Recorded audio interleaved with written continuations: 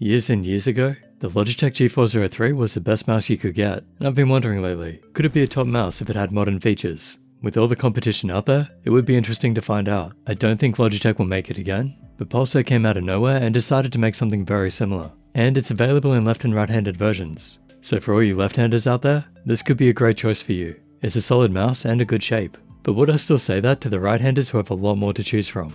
Okay, let's look at this shape. It's asymmetrical, going for the ergo style. It slopes down to the right, not quite as much as your EC2 type mice. The hump is in the middle, and that seems to be the issue for some people. I don't think the hump is actually bad. It looks pretty standard, but combined with this side that curves inward, it might push your grip out of the usual placement and cause the hump to conflict with the back of your hand. I grip on an angle anyway, so this is fine for me. It just pushes up into the right side of my palm like most mice. But if you don't grip like that, then yeah, this may cause an issue. Keep in mind, a lot of people love this shape, so I'm not saying it's bad design in that regard, it's just different, and that's my guess as to why some people loved it, while others hated it. Mouse design is subtle, and that curve can definitely upset some people, but it could also improve the comfort for others. The rest is pretty standard, nice slight curvature on the right side, it's a safe shape there. Very minor comfort grooves in the buttons, also slope toward the middle which I don't like, but it's okay in game. And it actually feels different to the G403, which is now renamed the G703. The button height is lower, that's good, and it does feel better in some ways, but something about the curves has been changed. I think they've tried to solve that back hump issue. It is a bit better, but overall I think the G703 feels a bit better somehow. That's not a big difference though, probably not worth talking about further. Just wanted to point it out for people who are familiar with the original shape. It's slightly better in some ways, slightly off in others, but I don't think it'll sway your decision one way or the other. If you want a modern G403, this is it for now. Anyway, the shape feels good, a little big for me, obviously, and just be aware of that thumb curvature and hump. Now, to actually gaming with it, was it as good as I remember? For the time, yes, but since then, kind of, but maybe not so much. It's a great mouse, but it's nowhere near a top mouse for me due to its size. Even the apparent mini version is still quite big.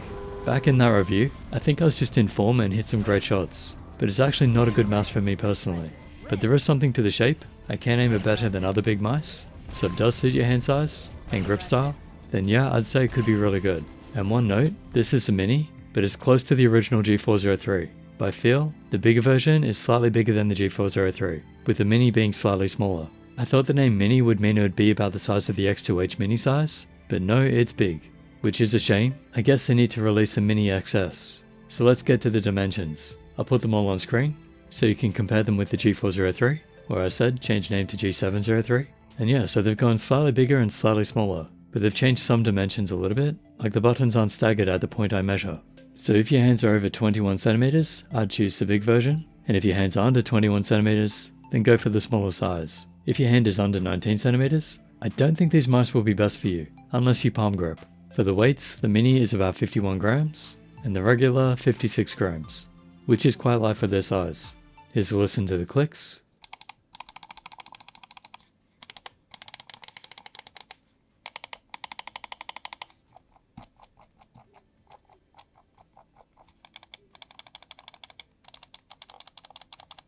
Pretty standard, all good, no real complaints on these. And in-game performance was all good too.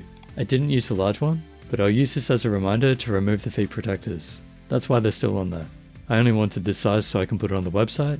I don't actually need it. And for future comparisons, of course. And that's basically all there is to know about these. It's mainly whether the shape is going to suit you or not. Pulsar make great mice. Just depends on the shape. Shape is king. Speaking of, if you were looking at the Death out of V3, you may want to give this a look too. The button height is lower, and as I said, that's quite good. I'm just not a big fan of the thumb curvature and the horizontal slope on the buttons, toward the center. Otherwise, it would be an easy choice. Okay, hope that helps. Usual links below. Thanks to Pulsar for sending these out. All thoughts are my own, no bias. Sub, like, and share, and I'll catch you in the next.